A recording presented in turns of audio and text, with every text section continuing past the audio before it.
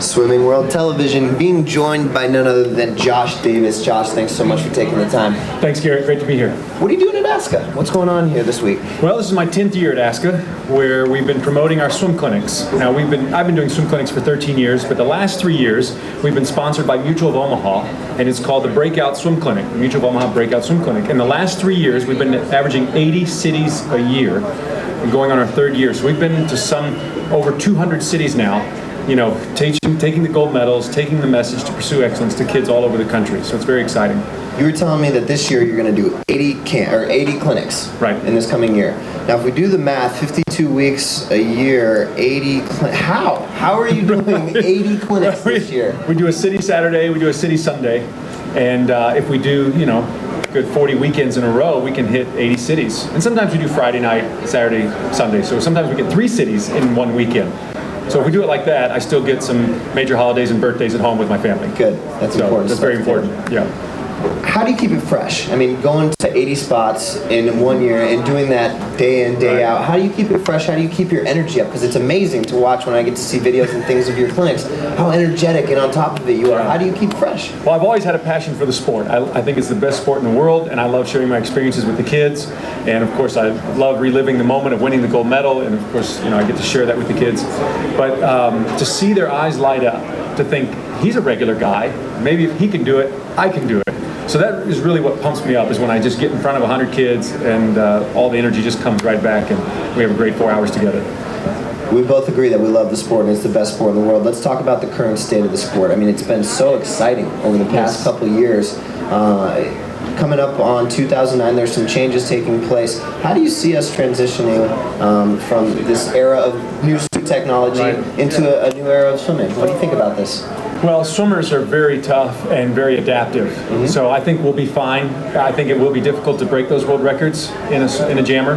I'm sad that we don't have a rubber jammer. I think that would be kind of cool. Like, don't take away the rubber, just maybe, you know, modify it a little bit. But I'm excited that swimmers will adapt and be just fine. And I grew up just wearing the bikini brief, and then bikini brief. Well, whatever you call it, the old school Speedo. And so when I had some jammers in '98, '99, I thought I was big time, and I swam pretty fast in that. Yeah. And when I broke my American records in the first issue of the bodysuit, I was very excited, but I think it's still possible to go very, very fast with just a jammer. What were your impressions of Rome? Obviously, it was something that was tainted by the suits in some people's mind, but it was exciting. I loved it. I love seeing fast swimming. I love seeing records. I love seeing people push the limits of the human potential. In Rome, there was no better week to see that in history. So I loved it. I thought it was great, and just to see that quality of athletes in one place and all those records, and to see Michael being pushed in the 200 free, my favorite event, was fascinating. So I thought it was awesome. Knowing that you didn't get the chance to swim in those suits, a lot of the argument is that it's not fair to you can't compare times, you can't compare generations. Do you feel that way? Do you feel like this is a little unfair to your generation? The only thing that upsets me is we had a 20-year high school 400 free record that stood for 20 years back when I was at Churchill High School in San Antonio. And then some guys from Chicago broke it this last March on our 20th anniversary. And so they all had the full bodysuit. And everybody knows that it's at least 0.7 to a second per 100. And those guys broke our record by only 0.2. Do you want to see an asterisk? So, if we could have just an asterisk by that 400 free relay, I would be really happy. But no, those guys are very good. But we're still have a lot to be proud of to have that record for 20 years. Yeah. So, what else is going on? Well, I'm very excited to work with some 20 Olympians this year. We, like I said, do 80 cities, and I work with some 20 Olympians, and we've got some new people coming out. Of course, we've got the oldies but goodies like Aaron Pearsall and Jason Lezak, but very excited to potentially work with people like Ariana Kukers, Jessica Hardy, Dana Vollmer, some people who've just gone pro and are really excited to do clinics and love on the kids across our country. So I love Swimming World TV because you bring the Olympians to us every morning and all the latest news, but the Mutual of Omaha Breakout Swim Clinic brings them in person to each respective community that calls us and contacts us, and that's pretty special. Do you feel like most swimmers I don't know if it's innate, I don't know if it's just something that they learn through being part of a team, but do you feel like they're usually pretty good with kids and pretty good with an audience like that? Absolutely. 99% across the board, the swimmers are awesome with the kids because it wasn't that long ago they were in the same situation. Absolutely. They were growing up in the club levels. Probably at one of your clinics.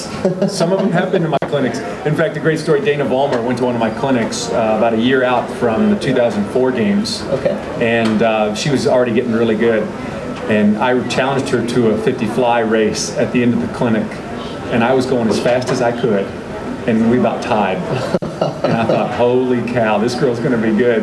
And so at the end of the clinic, when all the kids get to wear the gold medal and take a picture with us, she says, I don't want to wear your gold medal because I'm going to get my own.